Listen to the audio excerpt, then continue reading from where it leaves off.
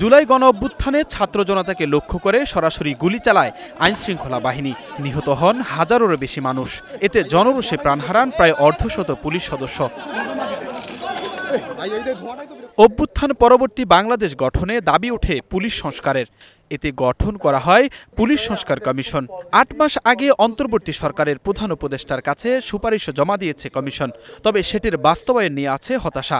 রাজধানীতে এ বিষয়ে গোলটেবিল আলোচনায় বক্তারা বলেন, জনগণের সঙ্গে পুলিশের বিচ্ছিন্নতা জুলাই আন্দোলনে স্পষ্ট হয়েছে। এজন্যই পুলিশের আমূল পরিবর্তন দরকার। নিজে নিজে ফাঁসি খেয়ে মৃত্যুবরণ করাটাই সম্ভব নয়। দেখেই বোঝা যায় যে পুলিশ কাস্টডিতে পিটিয়ে মেরে ফেলা হয়েছে। সেটা হচ্ছে এই ইন্টারিম গভর্নমেন্টের পিরিয়ডেও কিন্তু চলছে। পুলিশ আইনের কথা আসছে, বা আমরা যে কলোনিয়াল লিগেসি ধারণ করে আছি। আজকে আমরা যদি ইংল্যান্ডের দেখি, ইংল্যান্ডে হতে এই ধরনের ব্যবস্থাপনা নাই। এই ব্যবস্থাপনাটাকে আসলে চেঞ্জ করতে হবে। সাবেক পুলিশ কর্মকর্তারা বলেন, গেল 2 বছরে পুলিশের যে পরিমাণ ক্ষতি হয়েছে, আগামী 50 বছরেও তা পূরণ হবে না। 1.5 বছরে বাংলাদেশ পুলিশের যে ড্যামেজ হয়েছে, এই ড্যামেজ আগামী 50 বছরও এগুলো এটা রিকভার করা যাবে কিনা সন্দেহ আছে। বিশেষজ্ঞরা বলছেন, শুধু রাজনৈতিকভাবেই নয়, পুলিশ নিজেও ক্ষমতার স্বার্থে ব্যবহৃত হয়েছে।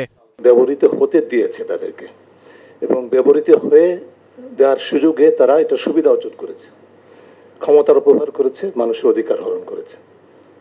এবং যে ধরনের যে লাশের বহনের দৃষ্টান্তটা অস্বীকার করার উপায় নাই। আমাদের বিভিন্ন গবেষণায় আমরা সেগুলো তুলে ধরেছি। রাজনৈতিক নির্দেশে অনেক অপব্যবহার হয়েছে, এবং ধরেন 5টা অপব্যবহার হয়েছে রাজনৈতিক নির্দেশে, আরো 5টা তারা করেছে নিজের সহউদ্যোগে। তো এগুলোর এই দুই পক্ষই কিন্তু দুই পক্ষের মধ্যে পরিবর্তন আনতে হবে। তবে পুলিশকে আর রাজনৈতিক হাতিয়ার হিসেবে দেখতে চায় না বিএনপি ও জামায়াত। রাজনৈতিক ওয়েপন হিসেবে ব্যবহার হতে দিতে চাই না। আমরা নিজেদেরও সেই মানসিকতা আমাদের নাই, এবং ভবিষ্যতে পুলিশের পক্ষ থেকে যেন সেভাবে চলতে হবে।